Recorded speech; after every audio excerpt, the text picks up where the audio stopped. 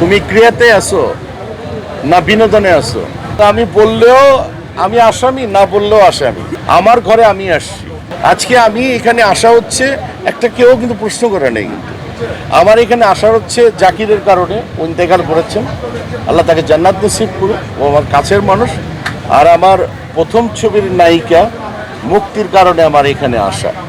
আমার কিছু দুই প্যানেলে আমার কিছু সার্কেল আছে, আমার কিছু মুরব্বী আছে, হ্যাঁ, তাদের জন্যই আমার এই আশাটা ডেফিনেটলি। এবং আমার ঘরে আমি আসছি, রাইট। আমার ঘরে এসে যে কমিউনিটি থাকি না কেন, একটু যেন সুন্দর পরিবেশের মধ্যেই থাকি, দ্যাটস ইট।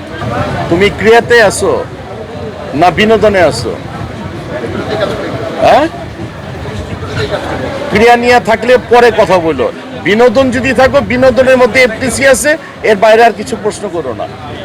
আমার একদম অন্তঃস্থল থেকে ওর মুক্তির জন্য দোয়া। এবং আমি বললেও আমি আসামি, না বললেও আসামি। চিন্তা করছি যে এই একটা জায়গায় যখন আমি আসামি হয়েছি, আমার তো আরো একটা জায়গা আছে, মৌসুমী যেরকম আছে অ্যাজ এ আর্টিস্ট, ওখানেও আমি আসামি। সো আসামি হয়েই থাকি, অসুবিধা নেই। আর অন্য জায়গায় আমি আসামি না, আমার মনের ভিতরে আছে।